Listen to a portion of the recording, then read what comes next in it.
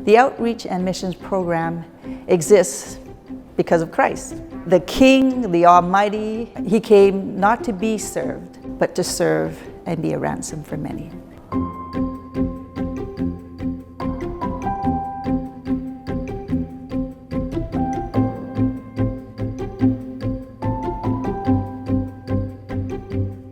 So given that we have a biblical worldview that we're teaching to our students, we're forming conscience, we're building community, we're changing hearts, and we're developing leaders to be servants.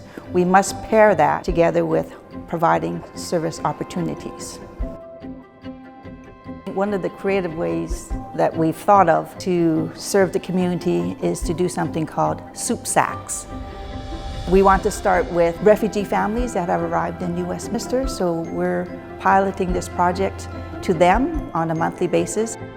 So I had the idea of making the soups, and then of course I need some soup makers, and I knew that Dylan has this beautiful food lab here and lots of students. Of course, he was delighted with the idea and jumped on it right away. I probably have the best position at John Knox with food. I get to have the students explore the kitchen, invite them in to try different things, try recipes they might not have heard about, use different techniques, and they can all take it home and show it to their families. So it's a really cool, practical experience they can have at school that applies to their life outside.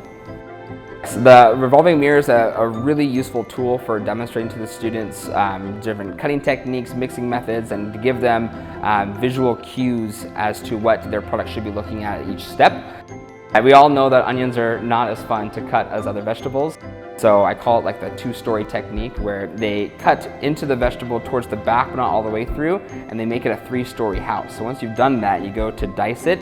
It just creates these perfectly proportional pieces, and it's a lot easier and faster. We decided to put some locally sourced vegetables within each of the soups. The Italian white bean soup has some potatoes, celery, carrots, zucchini, and in the tortilla soup we put in some different tomatoes. We have a lot of beans, of course, and we have avocado, garlic, onions, jalapenos.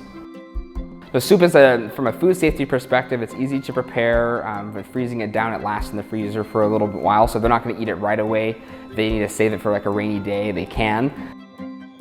It's our hope that the students get to see that they can make a bigger impact on the community around them with food.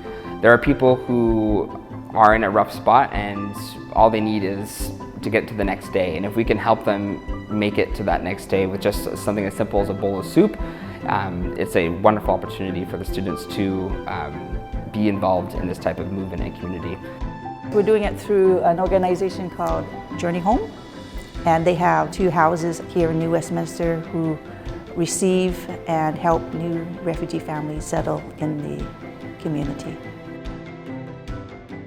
So I've taken a few students with me, and we have delivered the soups to the 2 houses up in New West, and it was delightful to see their expression and their just excitement and thankfulness in having some soups be available in their freezer at all times.